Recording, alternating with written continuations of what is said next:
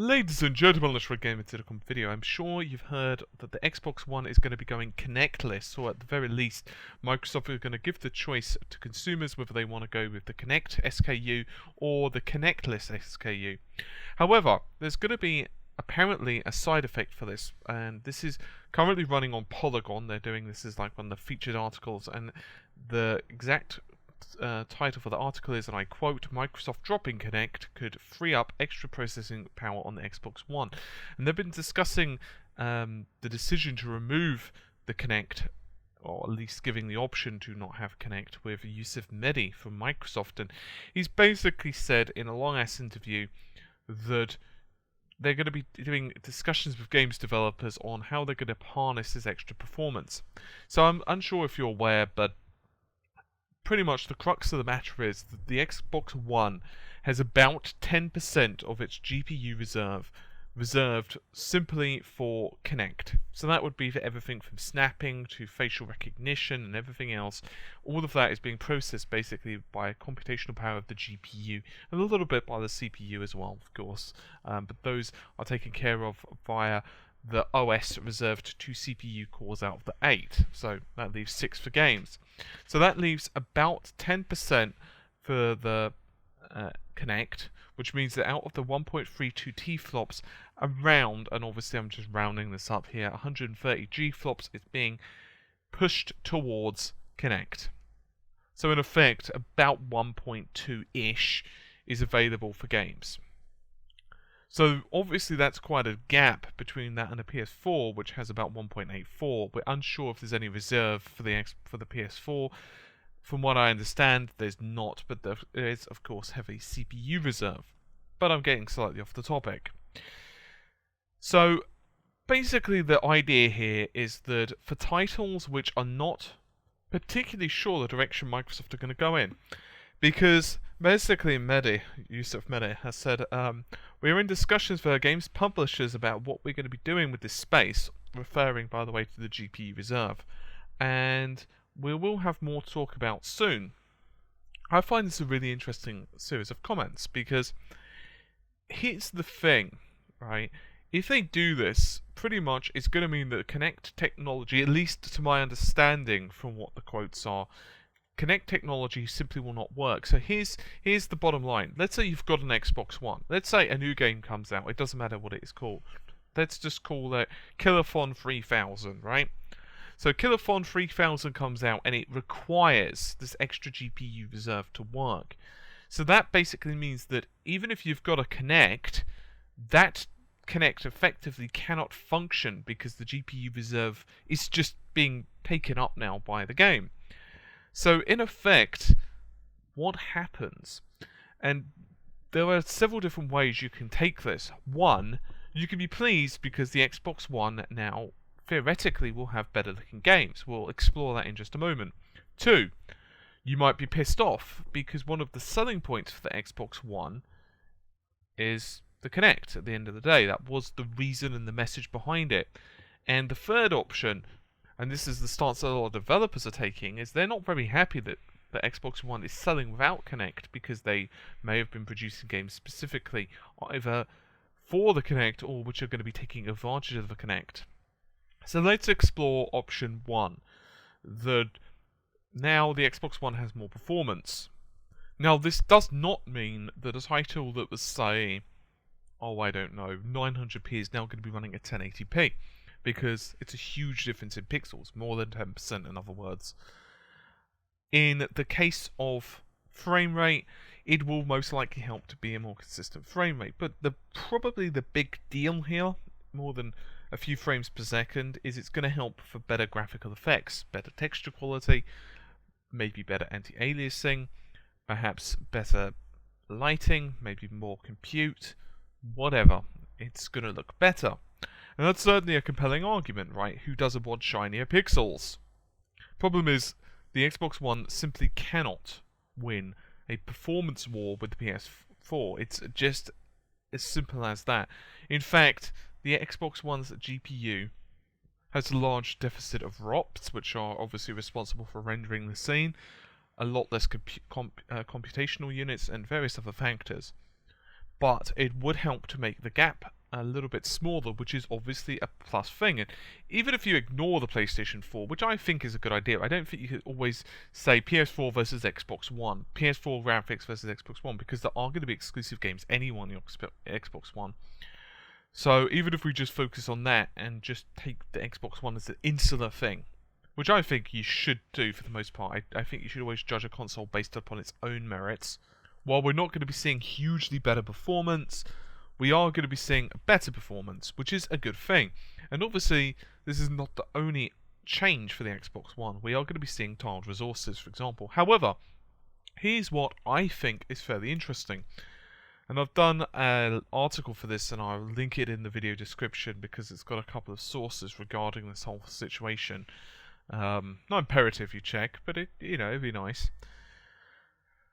With respects to the GPU reserve, at the start of this year, I don't remember the date, it was January or February, there were rumours that the GPU reserve was going to be reduced to only 2%.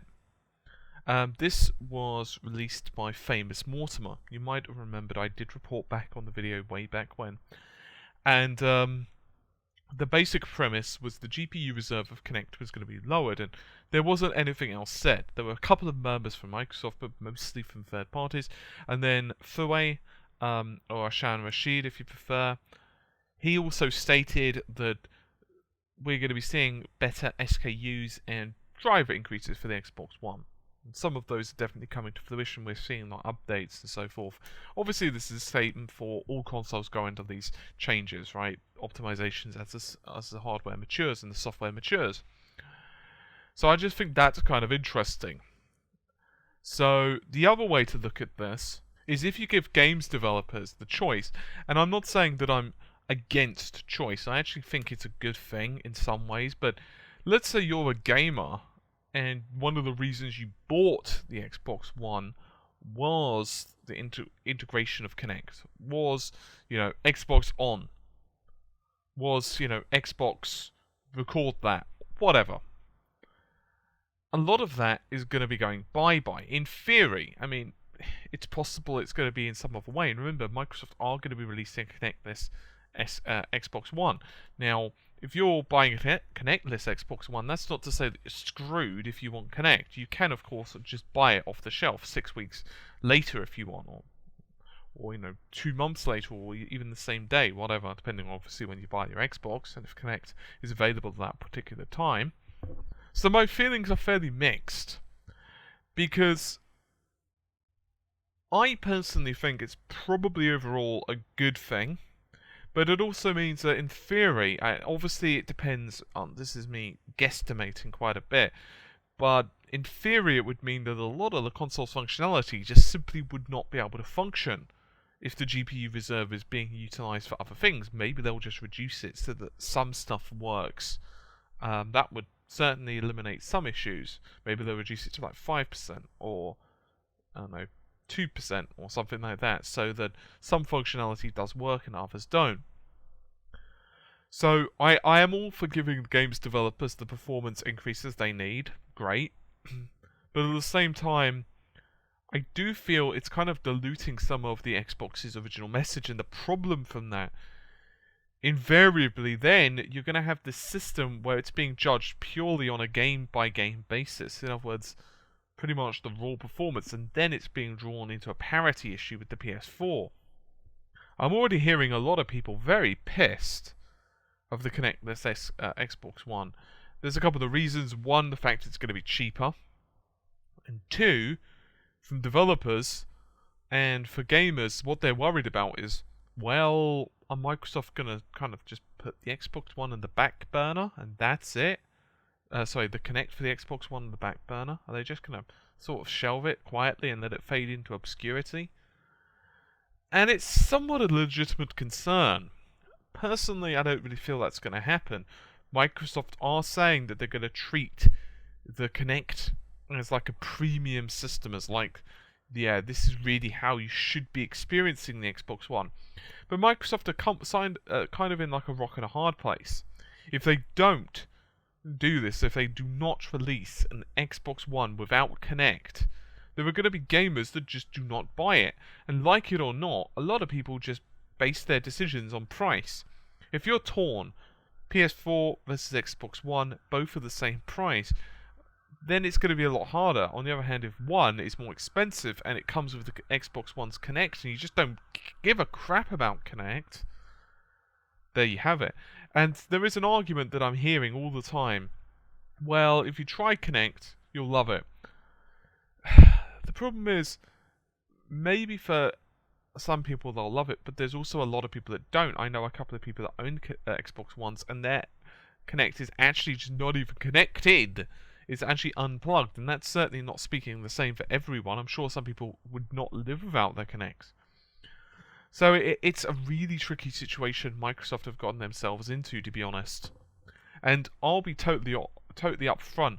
I think they made the best decision possible. I think they couldn't continue to just leave the Kinect as it was, because people were just demanding it, and there was no real reason why they weren't answering the demand. You can't just say, well, we want to do it this way, when the consumers are saying, well, yeah, that's nice, but we're not going to buy it until you remove it. At the end of the day, they're a business. At the end of the day, they've got to feed themselves. At the end of the day, they don't want to keep giving Sony sales, and some people are just frightened of Kinect. They don't understand Kinect, or they just plain don't want to pay for it. And people have got this mentality: I don't want to try something, and I'm not going to pay $5 more for something that I don't want. And you might disagree with that. You might love Kinect. I'm not saying that you're wrong, but unfortunately, that's just how a lot of people think. And if people only purely want a games machine, it's going to be very difficult to dissuade them from that their version of logical thinking. However, Microsoft are making this decision at a fairly apt time. Why?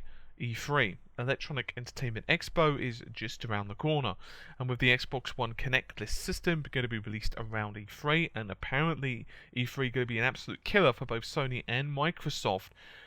Sony, of course, are looking to have a very good E3, but Microsoft are too. They're not just going to be like tra-la-la-la-la. A rumour has it we're going to be seeing titles like Halo 5, there's going to be games from Rare being shown, and everything else that you'd expect from Microsoft. And they don't want any reason.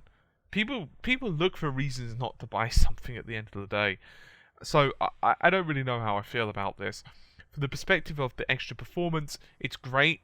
However, it's going to be very interesting to me.